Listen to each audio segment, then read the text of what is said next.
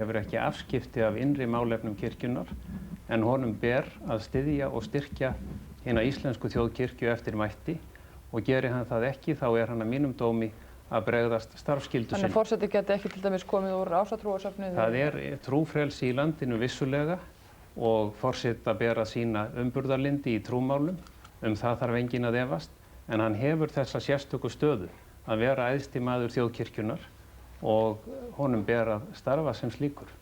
Guðrún Agnarsdóttir. Já, ég tók snemma barnatrú og trúi á Guð og æðri máttarvöld.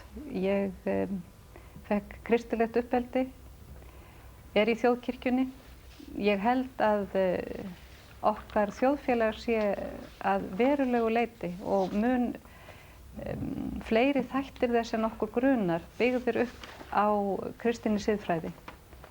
Þannig að ef til álita kæmi að breyta því, þar að segja að rjúfa samband kirkju og ríkis, eins og mér fannst spurningin hljóða, þá yrði að fara fram mikil umræða meðal þjóðarinnar slík mál vegna þess að okkar þjóðfélag að mörgu leyti grundvallað á kristilegri siðfræði.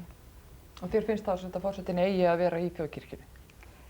Mér finnst það vera eðlilegt en ég legg áherslu á það að forseti verður að vera umburðarlyndur gagnvart trú annarra og gagnvart þeim sem ekki trúa. Það mjög mikilvægt. Já, ég tel að forfeður okkar hafi lagt hornstein á okkar menningu og öllum þjóðfélagsáttum þegar þeir tóku kristni á Þingvöllum árið 1000. Ég held að þetta sé mjög mikilvægur þáttur í okkar þjóðlífi.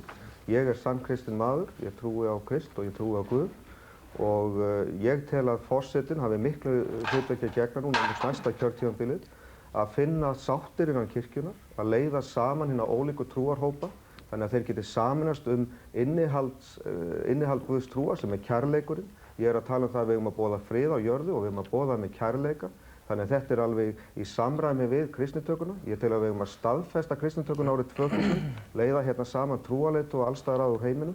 Ég lít á Guð svona líki oft við fjall, það fer eftir því hvar þú býrð við fjalli, hvernig Guð lítur út. Þannig að hann getur haft mörg nöfn og margar kenningar, margar umbúðir, en innihaldið í flestum trúmálum alltaf það sama og byggist á kærleika. Þú ætlar að sameina alla trúarhópa í landinu og segja það? Ég sagði að það þurfti að finna, að ná þeim saman viss skildi sem kærleiksskildi, þannig að þau geti starfað saman á eðlilegum grundvelli. Það það sem að ég tel og ég tel að það þurfi að ná núna, sérstaklega í þjóðkirkjunni, þurfi að endurskoða hana, það þurfi að finna meira samræmi, það eru alls konar trúfélög komin sem að boða kristna trú og við þurfum að finna leiðir þannig að þetta geti allt starfað saman og elfst og við getum myndað hérna heild þennan kærleikskjarna sem við getum flutt út til útlanda til að leiða heiminn á betri brautir. En Ástþór, nú ertu farin að tala svona eins og þið langjörði verulega á Bessastaði. Þú lýstir því yfir einhvern tíma fyrr í baráttuna að þig langaði raunin ekkert á Bessastaði. Þú vildir ekkert vera forseti. Já, ég vil ekki verða Ertu búin að skipta skoðun? Nei, það sem ég hef verið að tala að mig langar ekki að verða höfðingi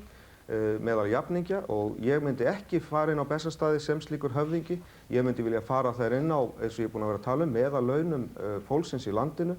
Ég myndi vilja fara þarna til þess að vinna þarft verk sem þarf að vinna og ég hef ekki séð að það fólk sem situr hér nema það breyti eitthvað sína skoðun og taki fastari stefnu í þeim málum sem ég verið að tala að það muni geta unnið þetta verk eins vel að hendi og ég myndi gera. Því ég myndi gera þetta af sannfæringarkrafti og leitast við að fara heiminn, leiða þjóðhöfðingja saman í því að mynda þennan fund á Þingvöllum.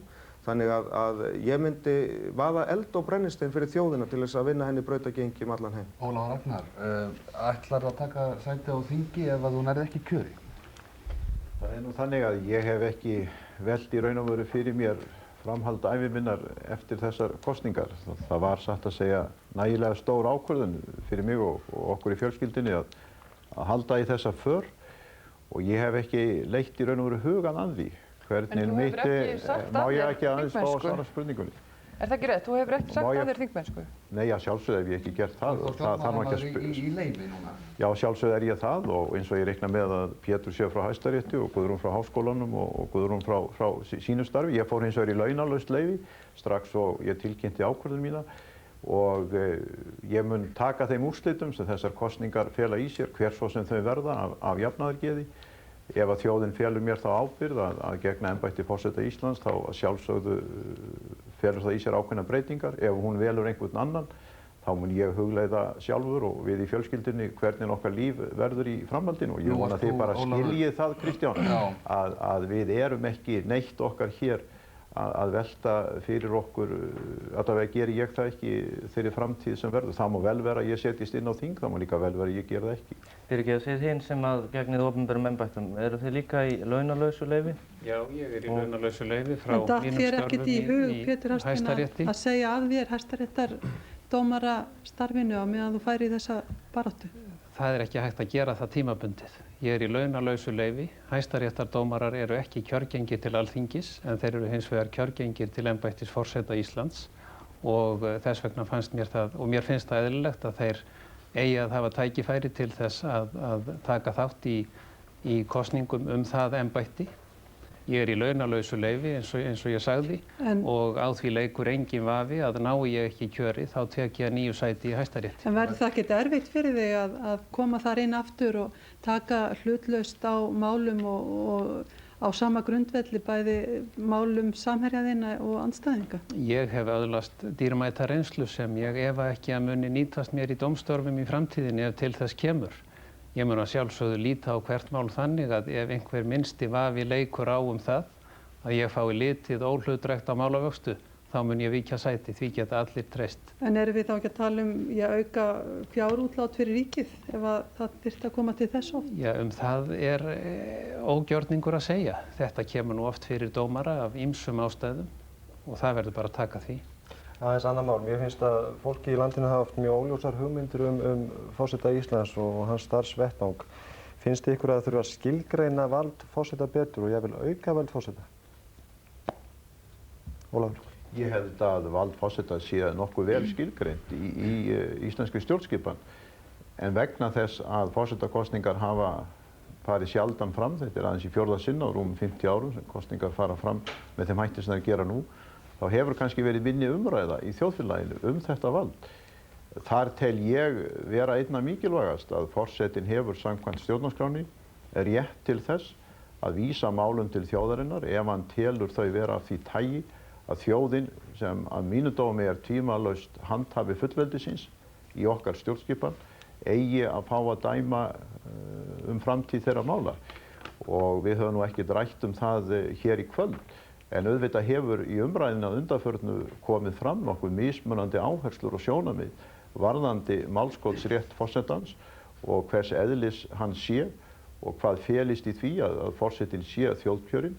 Samkvæmt mínum skilningi þá er það mikilvæg máttarstoð í okkar lýðræðislegu skipan að forsetinn hefur þetta vald ef hann telur að gjá sé að myndast milli þings og þjóðar. Það er verið að há dulningum þínum hvaða mál fara til þjóðar? Nei, að sjálfsögðu ekki. Vegna þess eins og ég hef lýst að þá eigi það eingöngu að vera ef er að ræða mál sem snerta annarkvort sjálfan fullveldisrétt þjóðarinnar eða grundvallar gildakerfi samfélagsins alls og ljóst sé að þau mál sé svo víðtækur ágreiningur í öllu samfélaginu að þeim verði ekki leitt til lykta nema sá aðili. Hefði EES í þjóðaratkvæðagreiðslu? Ég hef sagt það á þeim fundum þar sem ég hef fengið þessa spurningu að það er eitt af þeim verkum sem hefur verið umdeilt í tíð Vigdísar Finnbogadóttur og ég setti mér það markmið þegar ég hóf þessa för mína að setja ekki fram gagnrýni á fyrri forseta og það er í raun og veru ekki hægt. Ég var að spyrja þína afstöðu. Já, ég er að segja það. Ég tel að þessi ekki að ætlast til þess að við sem hér erum séum sett í spor fyrri... Ég var ekki að tala það, ég var að spyrja þig. Já, ég er bara að svara þinni spurningu að ég ætla ekki að tjá mig það hvort ég telji að Vigdís Finnbogadóttir hafi gert rétt eða rangt í varðandi þessa ákvörðun. Hún hefði gert rétt eða rangt, ég var að spyrja hvað það mun liggja í mínu svari. Ef ég segi já, þá tel ég hún hafi gert rétt. Ef ég segi nei, þá tel ég hún hafi gert rangt. Þannig að þú ert með orðhengisátt í þinni spurningu. Ólafur, myndi til dæmis ef menn myndu breyta fiskveiðistjórnarlögum? Guðrún Agnarsdóttir ætlar að svara þessari spurningu. Sambandi við vald forseta, hvort eigi að auka það eða ekki. Mér finnst að það þurfi ekki að auka vald forseta. Mér finnst að hlutverk forseta með því áhrifavaldi sem embættið getur haft sé í raun og veru mjög ríkulegt. svigrúm fyrir þann sem að vill beita sér. Og það sem ég held að forseti geti gert og þurfi ekki að blandast inn í flokkspólitískar þrætur, það er að veita stjórnmálamönnum jákvætt aðhald. Og þegar ég segi það, þá meina ég að forseti getur haldið vöku sinni og þjóðarinnar yfir langtíma verkefnum sem að taka lengri tíma að rætast og dafna heldur en kannski þau 4 ára kjörtímabil sem algengust eru og ráða skammtíma hugsun í stjórnmálunum, getur veitt þetta jákvæða aðhald til þess að halda utanum brýn verkefni eins og til dæmis menntun landsmanna sem ég minntist á áðan. Þannig getur forseti notað áhrifavald sitt til þess að hafa áhrif á hugmyndir og hugarfar, til þess að taka þátt í umræðu sem síðan breytir hugmyndunum og hugmyndirnar breyta framkvæmdunum og gerðunum. Þannig held ég að forseti gæti orðið drjúgur liðsmaður til margra góðra mála og ég held að það sé áhrifaríkara mörguleyti. Þetta áhrifavald heldur en beina lagasetningar eða aukið vald. Hver er þín skoðun á því? Á að auka vald forseta? Nei, ég tel ekki að það eigi auka hinn pólitísku völd forsetans, það tel ég ekki vera. Og að þér varðar þennan svonefnda málskotsrétt eða rétt forseta til þess að neita að synja lögum staðfestingar, þá hef ég sagt það að það beri að fara afar varlega í það, líta á það sem neyðarhemil og öryggisráðstöfun við algjörlega ófyrirsjáanlegar aðstæður. Mér finnst þetta tal fullveldisréttin vera villandi. Fullveldi þjóðarinnar markast fyrst og fremst af stöðu þjóðarinnar gagnvart öðrum þjóðum, hvernig hún ræður málum sínum sjálf. Það er ekki hægt að segja að fullveldisrétturinn sé hjá þjóðinni en ekki þinginu. Vitaskuld er það þjóðarinnar á hverjum tíma að taka ákvörðun það hvernig fullveldinu er háttað. Ef Alþingi tekur einhverja slíka ákvörðun sem hefur í sér fólgið afsal á fullveldi landsins að einhverju leyti, þá kallar það á breytingu á stofnsáttmála ríkisins, stjórnarskránni, og það kallar þá á þingrof og kosningar. Þannig að vitaskuld er það þjóðin sem að hefur það loka orð hvernig fullveldinu er háttað. Guðrún Pétursdóttir. Ég tel ekki að sé þörf á því að auka pólitísk völd forsetans og ég held að það sé viss fegurð í því fólgin að pólitísk völd hans eru takmarkuð en áhrif hans geta verið mikil eftir því hvernig hann getur beitt sér og tala fyrir málum. En mér langar til þess að gera sérstök umræðuefni þennan málskotsrétt eða synjunarvald forseta. Ég hef fundið allstar þar sem ég hef farið landið og talaði fólk að menn leggja mikið upp úr því að forsetinn hafi þessa heimild til þess að grípa í taumana ef verulega skerst í odda með þingi og þjóð. Þetta er eina tækifæri sem er til í okkar stjórnskipan í dag, til þess. En ég finn jafnframt í raun og veru er það sem fólkið vill, og ég tel það mjög eðlilegt, það vill eiga möguleika á að kjósa ágreiningsmál. Og ég tel að forseti geti beitt sér fyrir því og talað fyrir því að það verði komið inn í okkar stjórnskipan og löggjöf ákvæðum þjóðaratkvæði.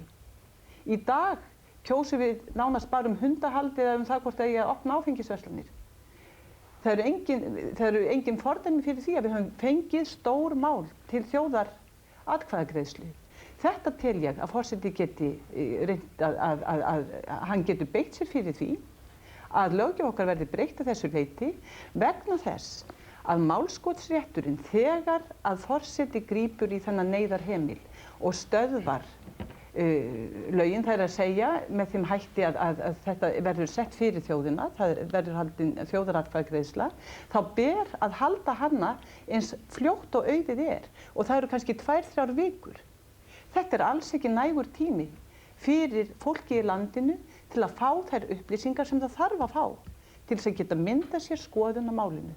Þess vegna er miklu heppilegri leið í raun og veru að reyna að koma því á að ákvæðum þjóðaratkvæði verði komið inn í okkar löggjöf að ákveðin minni hluti fólks geti farið fram á þetta. Og jafnframt verður þá skýrara þetta neyðarhemils ákvæði að forsetinn situr áfram með synjunarvald sem að þarf þá að grípa mun sjaldnar til.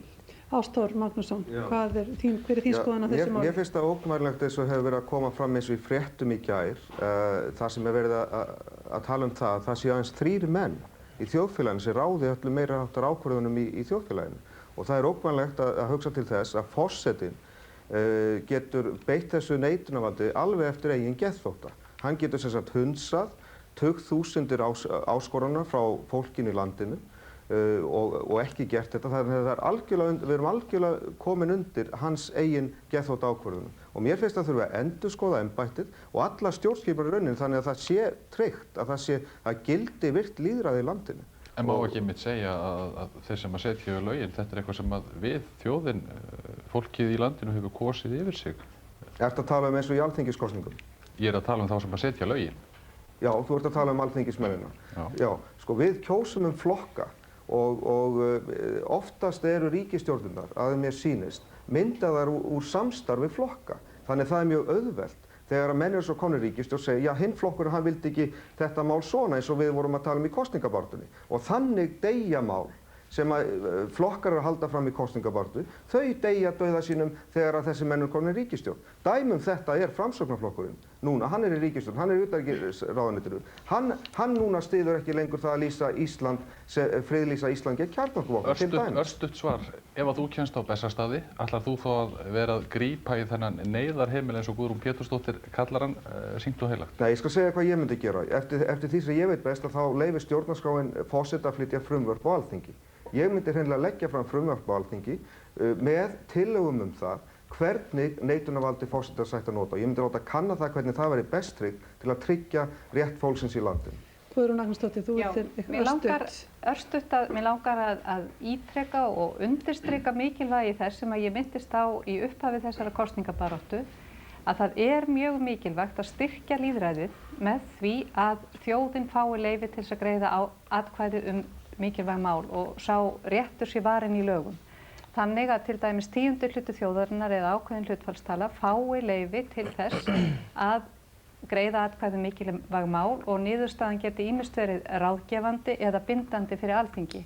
Þetta er mál sem hefur komið til umræðu ítrekað á fundum frambjóðandana og það hafa allir frambjóðandur tekið undir þessa hugmynd. Það er ákveðin áfangi fyrir hugmyndina sem vonandi skilar sér til Alþingi. Af hverju laður þessu tillögu aldrei fram þar? Gerði það þar. Þú gerði það þar? Já, en því miður var hann ekki samþykkt. Studdi Ólafurinn ekki? En nú er tíminn eiginlega, ef þú ert með örstutta spurningu. Tillögu fram í stjórnarskrárnefnd, hún liggur fyrir í þeim gögnum sem stjórnarskrárnefnd sem að satt hér undir forystu Gunnars Thorodsens, þar sem þessi tillaga var lögð fram. Hún hefur legið fyrir nokkuð lengi, það var ýmsir fluttana, bæði ég, Guðrún og aðrir. En því miður þá hefur ekki myndast nægileg samstaða að veita minnihluta rétt til þess að knýja fram slíka atkvæðagreiðslu. Það er löngu hlaupinn frá okkur tíminn, bara ein örstutt spurning. Það er varla hægt að sleppa svona ekta forsetaspurning. Orðuveitingar hafa alltaf verið mjög umtalaðar í forsetakosningum og menn hafa velt fyrir sér hver afstaða frambjóðanda væri til orðuveitinga, hvort að þetta sé ekki orðið of mikið, hugsanlega of lítið. Hvaða sjónarmið eru hérna? Það er svarið því öll og reyna að vera mjög stutt orð.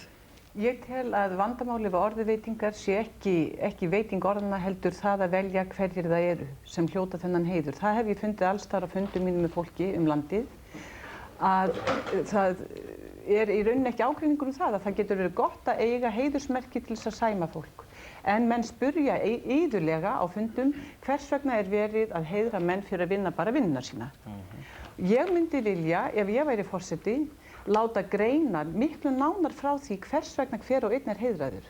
Þannig að við skulum segja að þegar orðuveiting fer fram þá komi ekki bara fram vegna starfa í þágu aldraðra eða vegna félagsmála eða eitthvað slíkt viðkomandi, heldur væri hreinlega gefið út aukablað með dagblöðum þess dags og það væri greint frá í hverju eru þeir verðleikar fólknir sem gera það að verkum að viðkomandi er sæmdur þessu heiðursmerki. Ég held að það væri í rauninni enn meiri heiður fyrir þann sem fær það og það myndi þá svala forvitni þeirra sem að... Fækka þeim sem fengið það vantarlega? Já, kannski fækka þeim sem fengið. Ólafur Ragnar, örstutt, ætlar þú að draga úr orðuveitingum ef þú ferð á Bessastöðum? Ég tel að við eigum að hafa æðsta heiðursmerki íslenska lýðveldisins en mér finnst þetta kerfi eins og fálkaorðanir núna vera komin út í nokkrar ógöngum. Mér sýnist nokkuð stór hópur þeirra sem hana hafa fengið nokkuð langt hríð vera að fá hana fyrst og fremst fyrir að hafa mætt í vinnuna sína með sæmilega reglubundum hætti Og ég held að svona áskriftarkerfi að fálkaorðunni sem hefur verið við lýði, ráðuneytisstjórar og hæstaréttardómarar, sýslumenn eða aðrir slíkir sem hafa sæmilega gegnt sínum störfum, hafa, ef þeir vilja, geta gengið að því nokkuð vísu að fá fálkaorðuna. Ég held að við eigum að veita hana fyrir afrek í þágu þjóðarinnar, hvort sem þau eru unnin af fólki sem er rúmlega tvítugt á vettfangi atvinnulífs, björgunarstarfa eða menningarmála. Það er fyrst og fremst að vera viðurkenning þjóðarinnar fyrir verk sem er unnin af verðleikum. Pétur Hafstein, hver er þín skoðun á orður og titlar úrelt þing eins og dæmin sanna. Ég tel að þetta það megin sjónarmið eigi að vera leiðarljósi að hún sé eingöngu veitt fyrir ákveðin tiltekin verk eða fyrir það hvernig menn skara fram úr á tilteknum sviðum og ef þetta sjónarmið er haft í heiðri þá verða orðuveitingar, þá verður sparlega að fara með orðuveitingar eins og allt annað í embætti forsetans. Guðrún. Forseti tekur engar ákvarðanir í sambandi við orðuveitingar, það er orðunefnd. Hins vegar mun ég sem forseti vilja brýna fyrir sjálfri mér á hverju morgni að muna eftir að hvetja sem flesta til dáða, að hrósa sem flestum og veita þeim hvatningu á ýmsan hátt og það er hægt að gera öðruvísi en með orðum og það þarf að gera við fleiri heldur en þá sem að mæta í vinnuna sína. Það þarf að vera kannski víðtækar og við þurfum að endurskoða þetta kerfi því það er orðið kannski svolítið úrelt. Pétur, þú vildir að fá leiðrétta þetta. Það orðunefndin er ráðgefandi, forseti Íslands tekur ákvörðun veitingu heiðursmerkisins. Já, en er það ekki bara svona orðin töluð í raun? Nei, algjörlega einn og eigin ábyrgð. Það er rétt hjá Pétur, forsetinn. Þannig að það er, já. Þannig að það er forsetans með orðurnar. Ástór, ætlar þú að draga úr orðuveitingum ef þú kemst á Bessastöðum? Mér finnst það að tengja svona einhverju hernaðarlegu og þess vegna er ég á móti þessu formi sem er á þessu í dag og ég er sammála því að veita fólki viðurkenningu sem á það skilið. Og ekki náttúrulega bara fyrir að mæti vinnuna sinna, heldur ef að fólk hefur unnið eitthvað einstakt í þágu þjóðfélagsins og þjóðarinnar, að þá finnst mér það eiga fulla rétt á sér að gera það til þess að örva kannski aðra og vera verðu viðurkenning þeirra sem að eiga að njóta slíks. En nú erum við komið langt fram yfir tíman og mér langar að spyrja ykkur einnar lokaspurningar og vil fá sem styrst svar. Ástór, þú byrjar. Hvert verður fyrsta verk þitt og þegar þú kemst á Bessastaði?